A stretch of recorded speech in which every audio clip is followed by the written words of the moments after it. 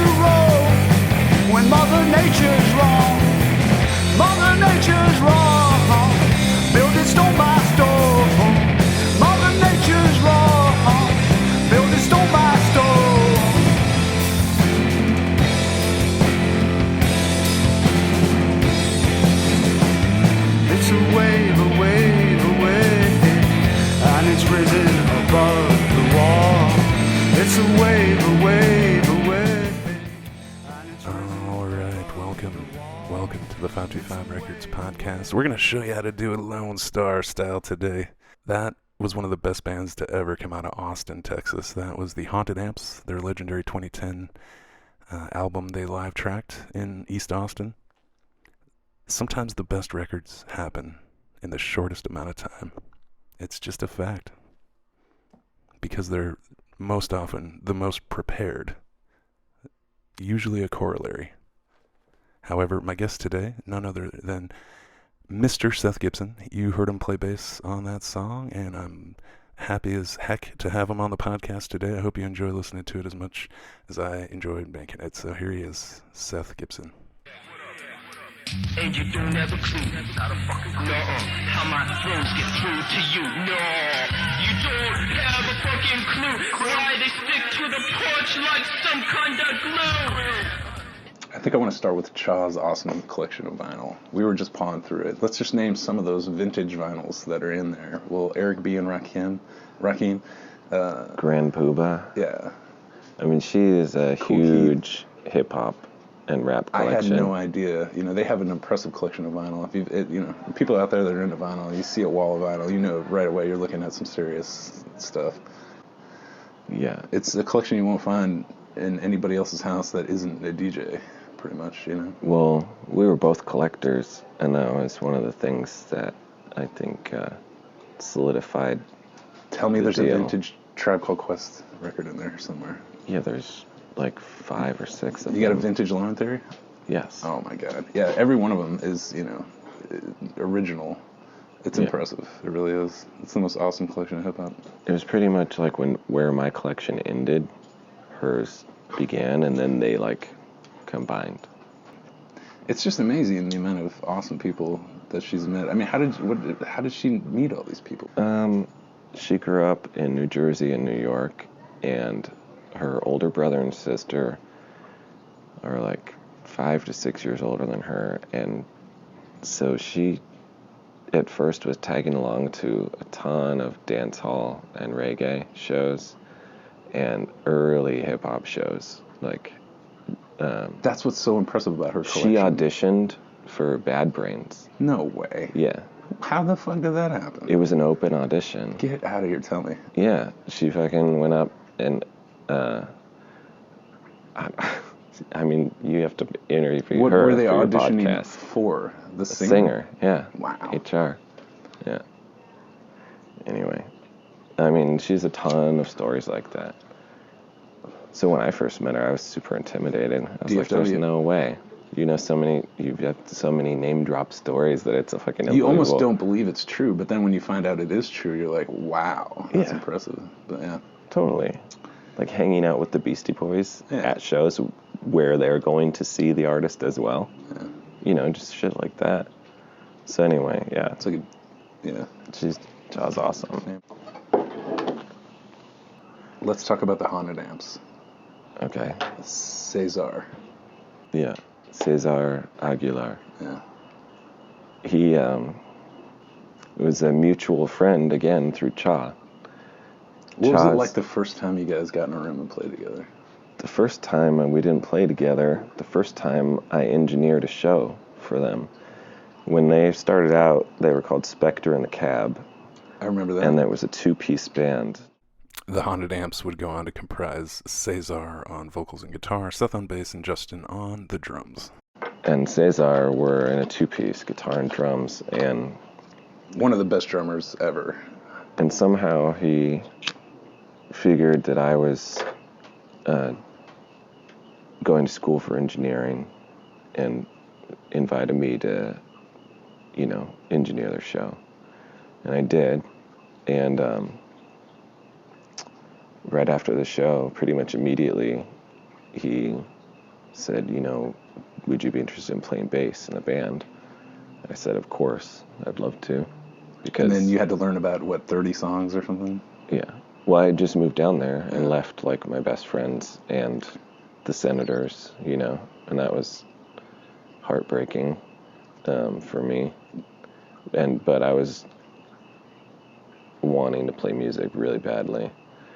And, yeah, I had to learn a ton of songs for them.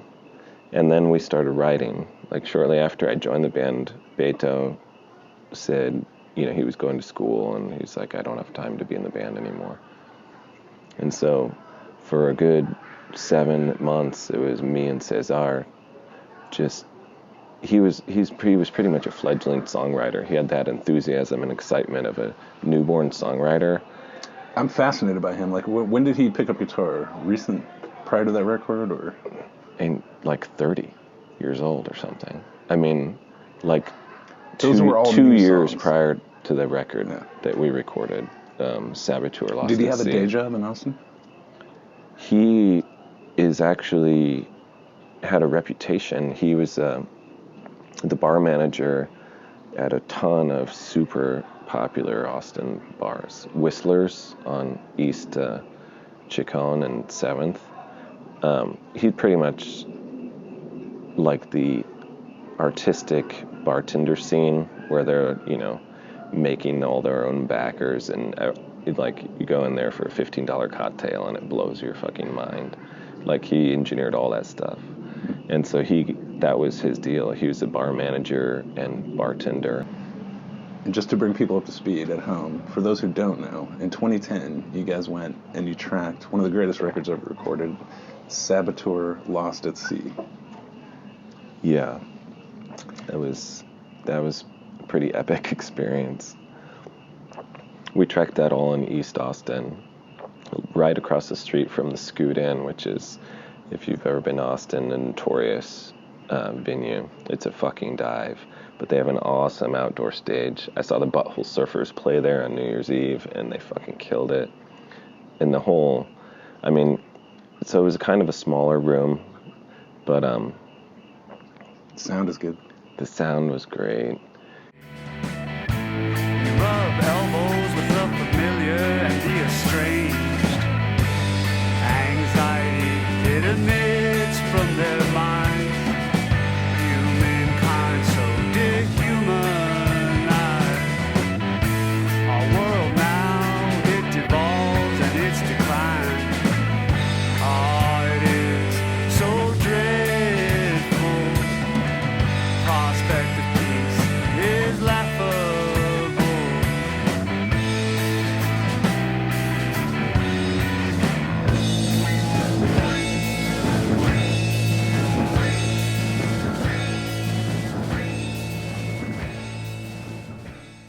That is a mere 46 seconds of what is a 6-minute song. It's kind of staged like a classical theater production, right? 3 acts. You have the opening, the middle, the end. The middle is this beautiful, just sonic explosion. One of 2 that they do on the record for like a prolonged length of time.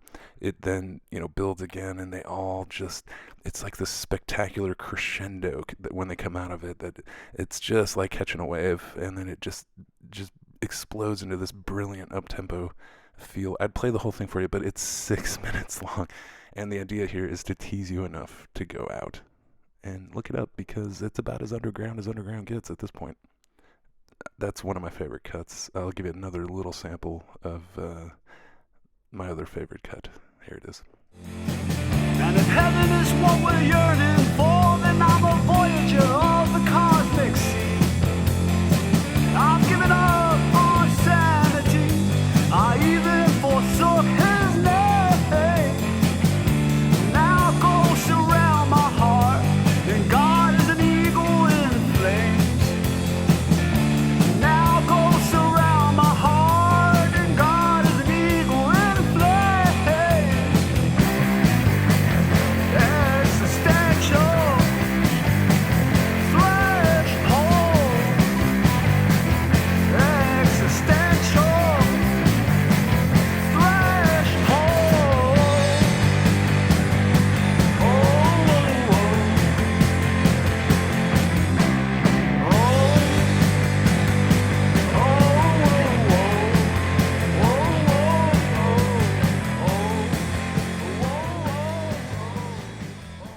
Once again, just a small subset of what is a much larger, longer song. However, how good are those lyrics?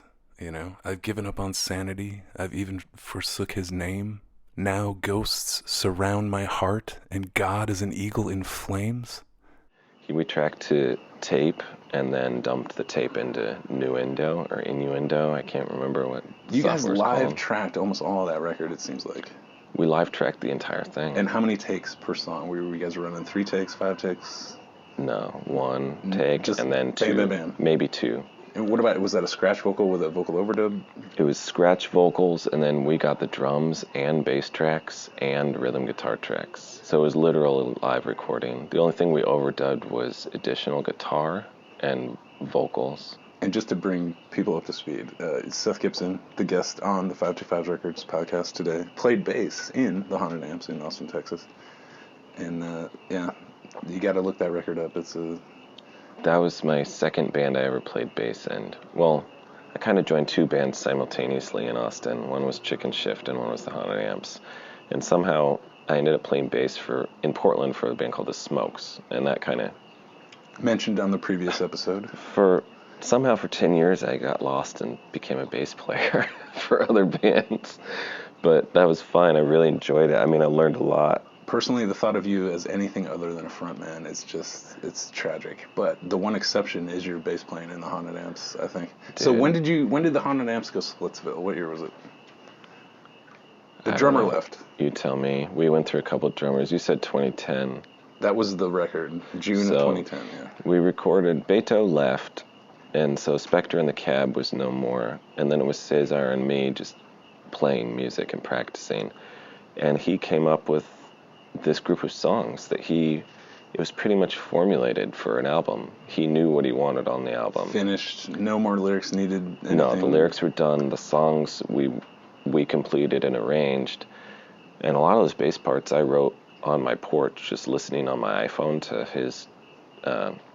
his demos, and I wrote them on a nylon string guitar, just composing them. And then whenever we would rehearse, I'd translate it onto a bass guitar, and then it would go from there.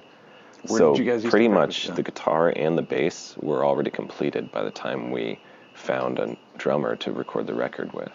So like the record was pretty much formulated, and then it got even better once Justin Swite got involved. Some epic drumming. Yeah. And what were his former bands? I don't know his former bands, but he did a solo project called Xander Harris. It was kind of like electronic horror stuff. He actually did a brief West Coast tour. Some obscure label signed him, which is one of the reasons we lost him as a drummer. Oh, he's too good. For some reason, and I wish we could go back in time and close mic the toms, but for some reason we decided just to do room mic, 57 on the snare, and mic the kick, and EQ it from there. In hindsight, I wish we had close mic'd the toms more, because there's so many good fills in there that are kind of, it's hard to dig through that high end that we captured through the overheads.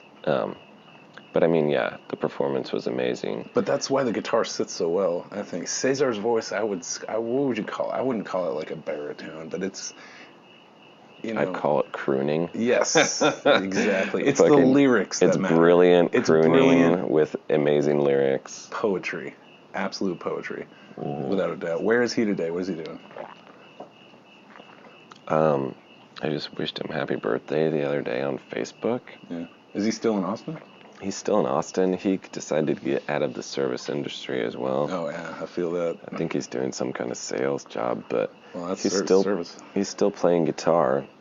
We tried a couple times to continue playing together. Isn't it funny how inspiration sort of, like, it hits at once in this big flash? Here's the deal, man. That record was so fucking great. Confluence. In my opinion, that record was all fucking awesome. Rivers converging. And we were so stoked. We burned CDs and were ready to play shows and sell CDs. And then the drummer quits. Justin quit. Try to replace him. It ain't gonna happen. Well, we did. And the next drummer held it down and was just as good. I mean, but then we started writing new stuff that we never recorded. We had probably 4 or 5, I don't know, half a dozen more songs that we were writing with the new drummer that never got recorded. And then right as we were excited that, okay, now we can play shows and sell the album and write new material, then he decides he's moving to Hood River, Oregon. So we lost a third drummer. It was fucking drummers, man. Yeah, I mean, always. It's always the drummer, It makes right? you want to become a drummer, because you'll never be out of work. Yeah. Take me back in time to 1999, Fredonia, New York. Right across the street from where the Flaming Lips were recording the Soft Bulletin, you were recording an album called Something Like Tragedy, a 4-track recording. For anybody that's not over 30, you might remember the 90s and what we called a 4-track recorder, which is what everybody did on. Some of the biggest hits of the 80s were recorded on 4-track and then mastered and then played on the radio. Hall & Oates, for example. I loved that Tascam. That opening track. That opening track. So I have to take you back because it wasn't actually in Fredonia where I wrote that record.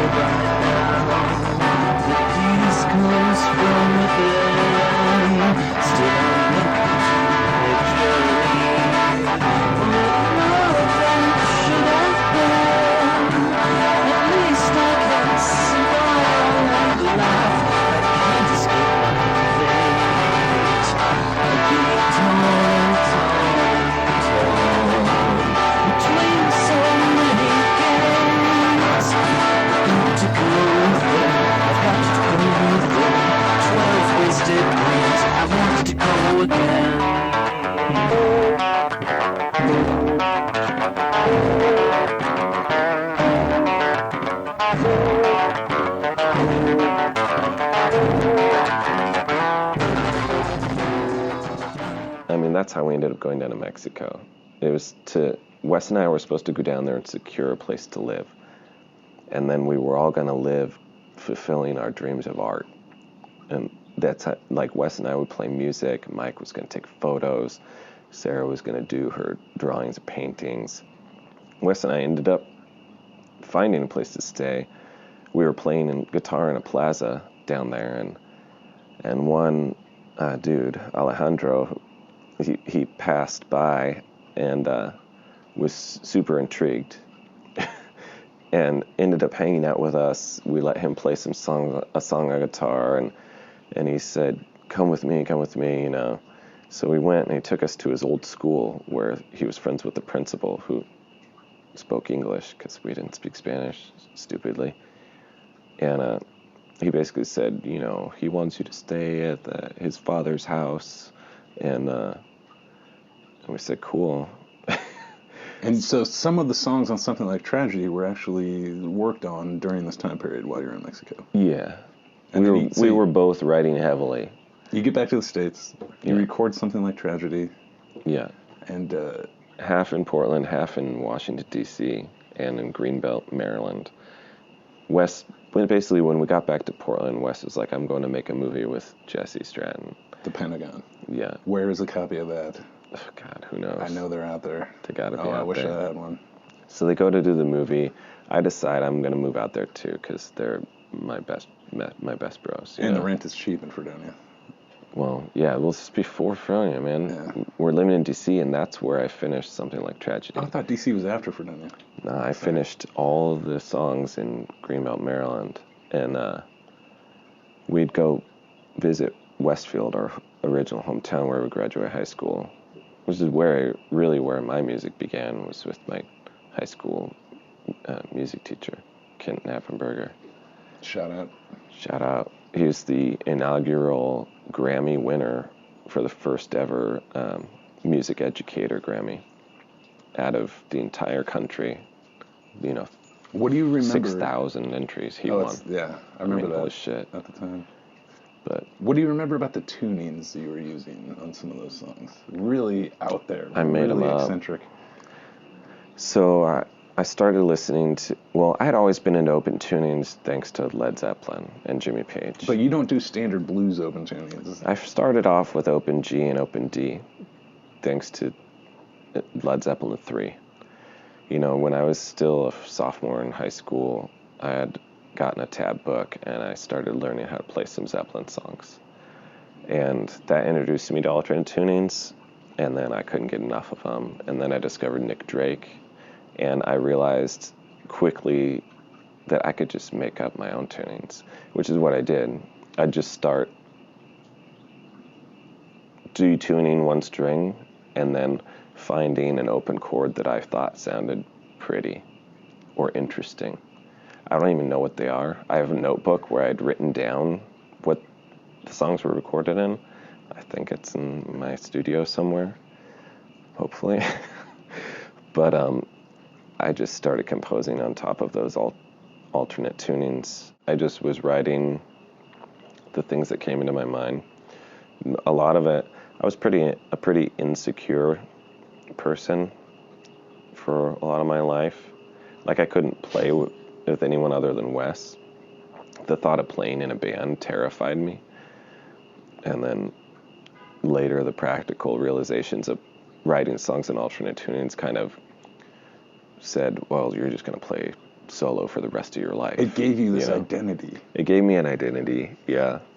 That nobody else had. And lyrically, I don't know. I mean, they were all about me and my relationship to the world. But I don't know. E-Train, if you want to talk about music, I would say that was probably... do you feel like looking back, that was one of the most magical times of my life. I felt like the songs were falling into my lap. This record, it just keeps getting better for me with time. It still blows me away today. I can't imagine being 18 and writing this big of a record. I mean, the songs I wrote when I was 18, just the most cheese ball stuff you could ever imagine. But I'm going to hit you with a little medley here of Something Like Tragedy tunes, so...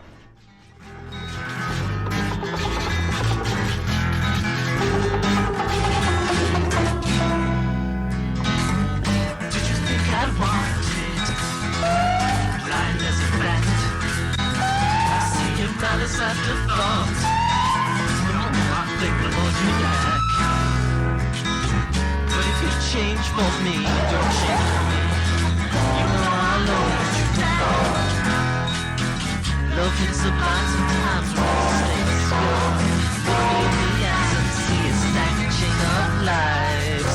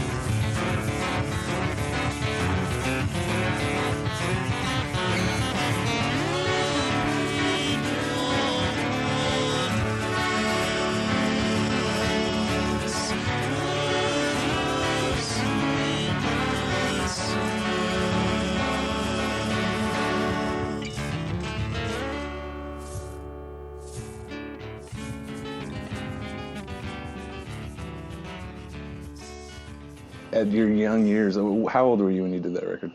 18. I mean, come on.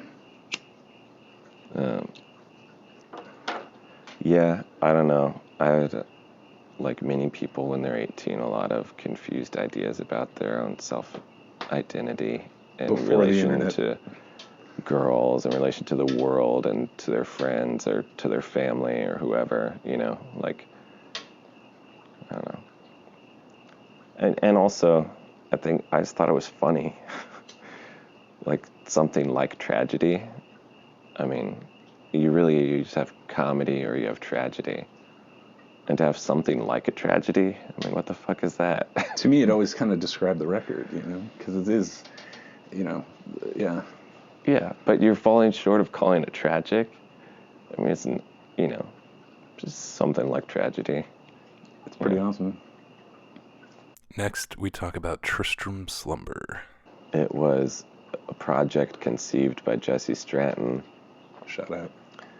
And he was writing a ton of poetry and screenwriting. Voluminous. I mean, yeah, just nonstop. So he was going to school Catholic at University. Catholic University of America, and every night, and meanwhile, I'm just sitting at home playing guitar.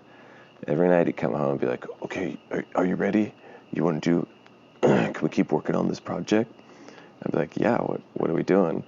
And he described the scene, and I would either write something right on the spot, or I'd incorporate something that I had and like bend it around and modify it. I mean, looking back on that, I don't know how I recorded that shit, because Also on 4-track. on 4-track, yeah, and then a live fucking bounce down. Holy shit, it was like 2 30-minute sessions of Hands on running faders. faders. You need 2 people. Dude, it was intense. But there were some magical moments on that record for sure. In fact, I'm gonna play you some after we're done with this.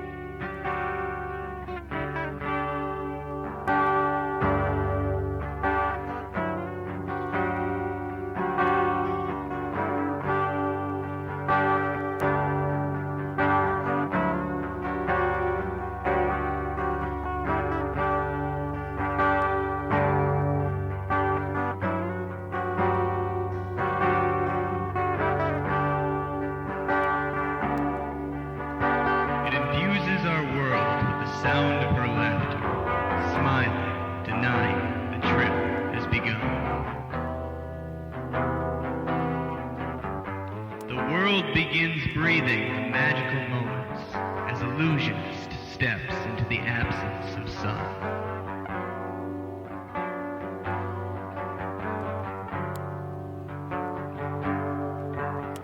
And the horned one blinking as actors arrive.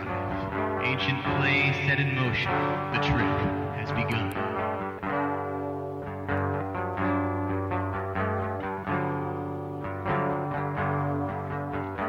One has been offered, the other deserved. Warrior mage and illusionist struggle for the sun. She standing between them, watching, quietly waiting for the emergence of the conquering one. As she infuses the world with her laughter, smiling, denying the trip has begun.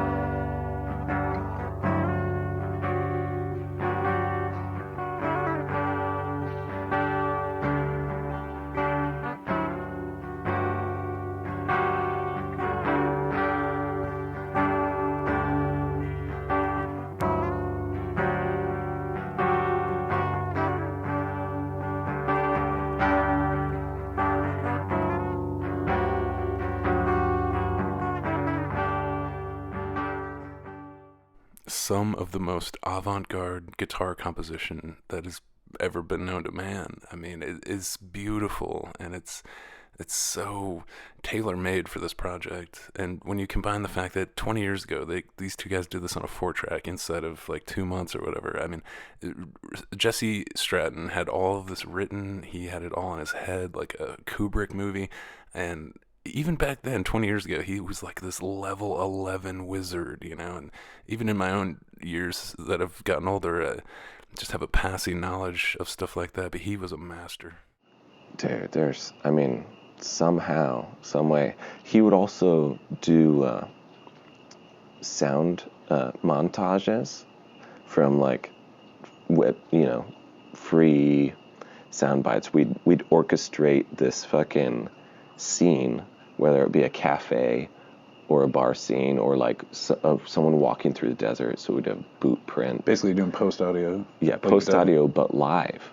So, well, he'd do that, but we would record it live. It wasn't like we're going back after the fact and inserting all the shit. That's really It was impressive, part of the piece as we're recording it.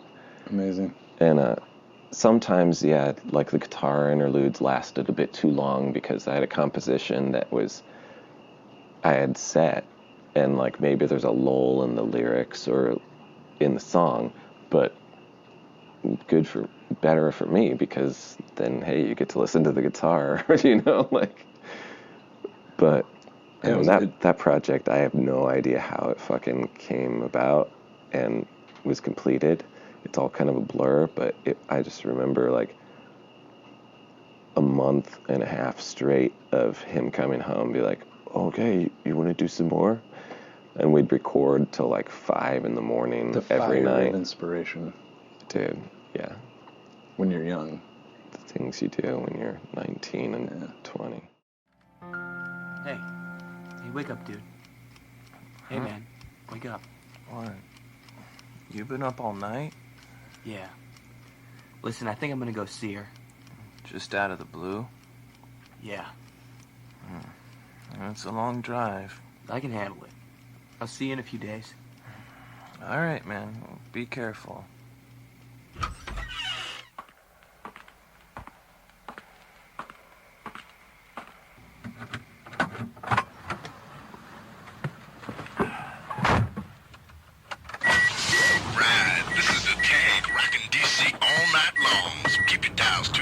WHFM, the rock of the nation's capital. Coming up next, we got some brand new tunes for you. All right, but before we hear News, traffic, and weather coming up in 5 minutes. This one's going out to all you commuters stuck in your cars right now. Keep your dials locked in on the WROC, sound of Indiana.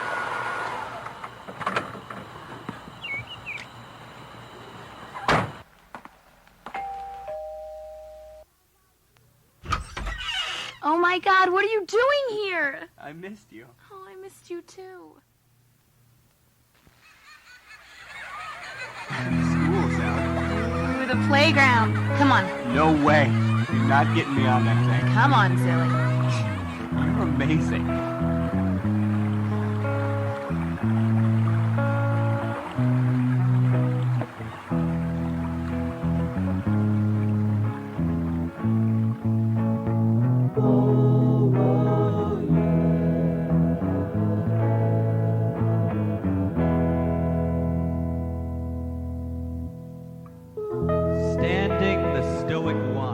Again, I wish I could play this whole thing, but I've got to choose a couple of clips here, so this is what I'm choosing, and yeah.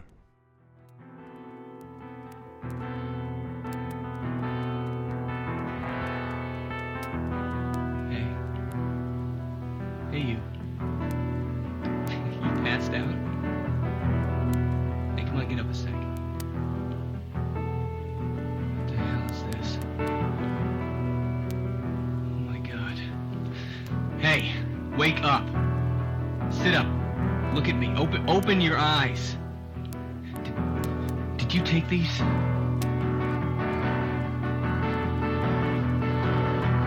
not supposed to be here. Well, I am. You guys. What, man? I think we got a situation here. I think she just took an overdose of sleeping pills. Come on, man. Oh my God, why? Just call 911, all right? Here's the label. Tell them I think you took the whole box.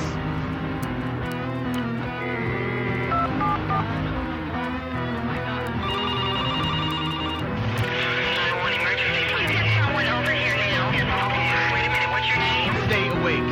Keep your eyes on me. Hey, fucking no. What does it say? Nothing the police need to see. Stash it, right? No way. Stay with us. Come on. God damn it. Keep breathing.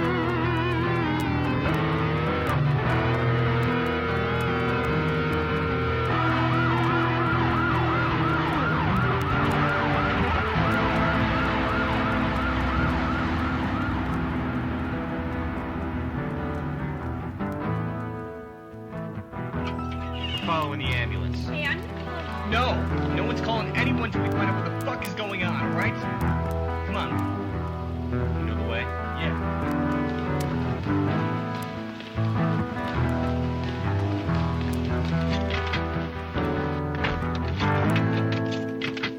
Please let her be alright.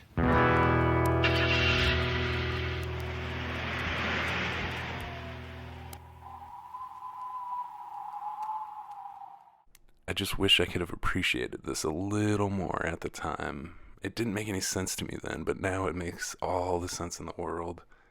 Stratton as a level 11 wizard, even 20 years ago, whereas now I'm still a level 0 wizard, but I have more of a passing knowledge of those kinds of elements within story and just in life in general, this reality, the spiritual quest for enlightenment, the downfall of man, like Mark Bolan. Mark Bolan was obsessed with Pan's Labyrinth. Pan was always found in the darkest, coolest part of the forest and would come out to, inspire song and poet alike, That's what I see now when I look at this. I see Mark Bolan talking about Pan and Jesse Stratton, and I just didn't know any of that stuff back then. I wish I would have, but what a fucking epic, ambitious record. He had a whole persona that had been around a few years, and he brought it back in like D&D chat rooms, right?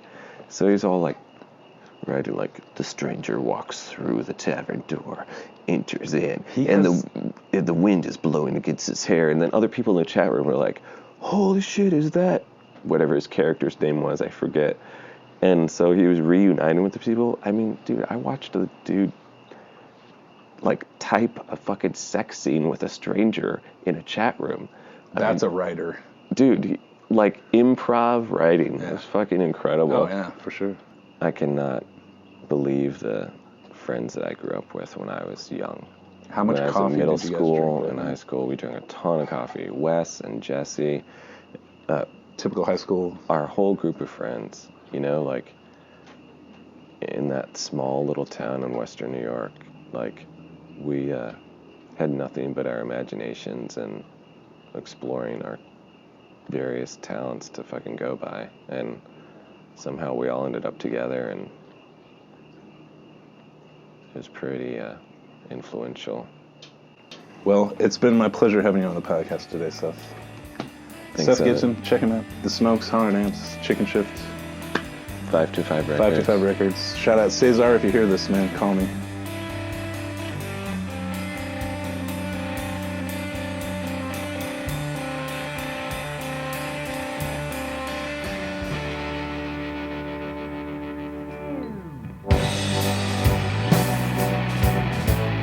Do you know yourself yet?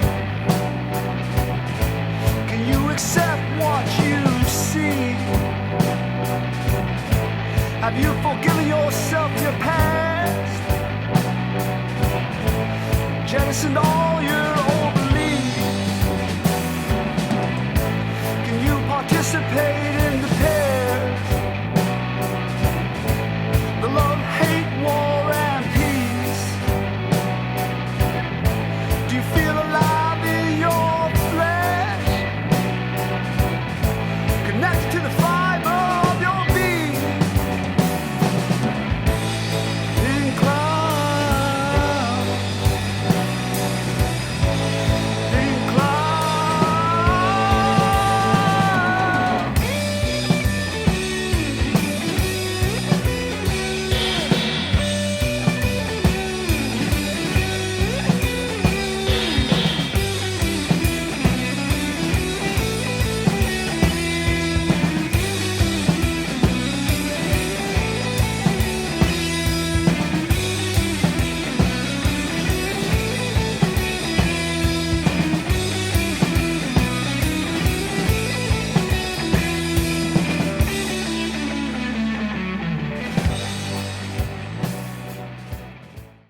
Well, if you made it this far, thank you for listening to the 525 Records podcast. I hope you have a great week. We'll do it again next week.